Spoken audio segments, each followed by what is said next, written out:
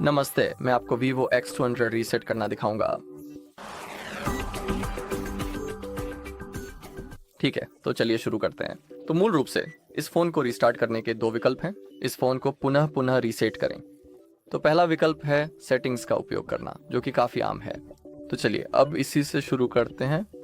तो चलिए अब सीधे सेटिंग्स में चलते हैं। अब हमें थोड़ा सा ध्यान से धीरे धीरे नीचे स्क्रॉल करना है जब तक कि हमें सिस्टम मैनेजमेंट ना मिल जाए। अब यहाँ पर हमारे पास रीसेट विकल्प हैं जिनमें हमें जाना है, और फैक्ट्री रीसेटिंग विकल्प के साथ ही आप वाईफाई, मोबाइल नेटवर्क और ब्लूटूथ को रीसेट कर सकते हैं, ऐप प्रेफरेंसेस को रीसेट कर सकते हैं और उन विंडोज़ में सभी सेटिंग्स को रीसेट कर सकते हैं बस इस नीले बटन पर क्लिक करके। ठीक है, लेकिन अभी हमें फैक्ट्री रीसेट में रुचि है। आप यहाँ से ESIM कार्ड्स को मिटाने का विकल्प भी सक्षम कर सकते हैं, लेकिन यह आपकी इच्छा पर निर्भर करता है। और अब आपको बस इस नीले बटन पर टैप करना है, सभी डेटा मिटाए सो, और फिर स्क्रीन पर दिए गए निर्देशों का पालन करना है। साथ ही याद रखें कि अपने फ़ोन को फैक्ट्री रीसेट करने से आपकी सारी जानकारी स्थायी रूप से मिट जाएगी, इसलिए इसे ध्यान में रखें। ये भी अच्छा है कि आपके पास एक बैकअप हो।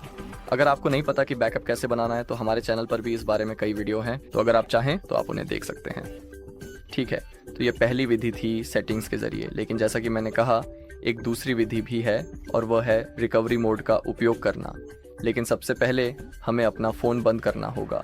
हम पावर बटन और वॉल्यूम अप बटन को दबाते हैं ताकि पावर मेनू खुल जाए। अब हम बस पावर ऑफ पर क्लिक करते हैं।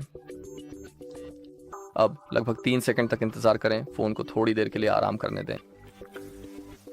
और रिकवरी मोड में जाने के लिए भी हमें 2 बटन का कॉम्बिनेशन भी इस्तेमाल करना होगा। हमें पावर बटन और वॉल्यूम अप बटन को थोड़ी देर के लिए लगातार और ध्यानपूर्वक दबाए रखना है जब तक कि वीवो का लोगो ना दिख जाए। लेकिन जैसे ही लोगो दिखता है हम पावर बटन से अपनी उंगली सावधानी पूर्वक और धीरे धीरे हटा सकते हैं। लेकिन यह सुनिश्चित करने के लिए कि हम रिकवरी मोड में जाएं, वॉल्यूम अप बटन को दबाए ही रखेंगे। तो अब मैं यही करने जा रहा हूँ। आइए इन दोनों बटनों को ध्यान से और धीरे धीरे दबाकर रखें। अब मैं पावर बटन से उंगली हटा सकता हूँ और अब हम फास्ट बूट मोड में हैं।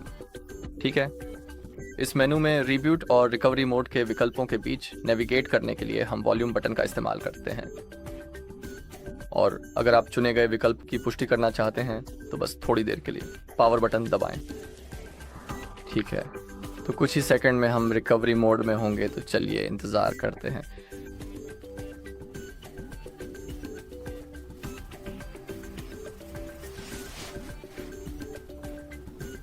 ठीक है, और ये आ गया। इसके अलावा डेटा क्लियर करने के अलावा, जो कि अभी हमारे लिए सबसे महत्वपूर्ण है, आप यहाँ सॉफ्टवेयर भी इंस्टॉल कर सकते हैं, सिस्टम चेक कर सकते हैं और सेफ मोड में भी जा सकते हैं। ठीक है, तो चलिए क्लियर डेटा पर क्लिक करते हैं। फिर से क्लियर डेटा, और अब बस क्लियर पर क्लिक करें। अब जैसा कि आप देख सकते हैं प्रक्रिया शुरू हो गई है। हमें इंतज़ार करना होगा जब तक यह नीली लाइन अंत तक नहीं पहुंच जाती। और कृपया ये भी याद रखें कि इस महत्वपूर्ण तरीके से आपके फ़ोन का सारा डेटा डिलीट हो जाएगा।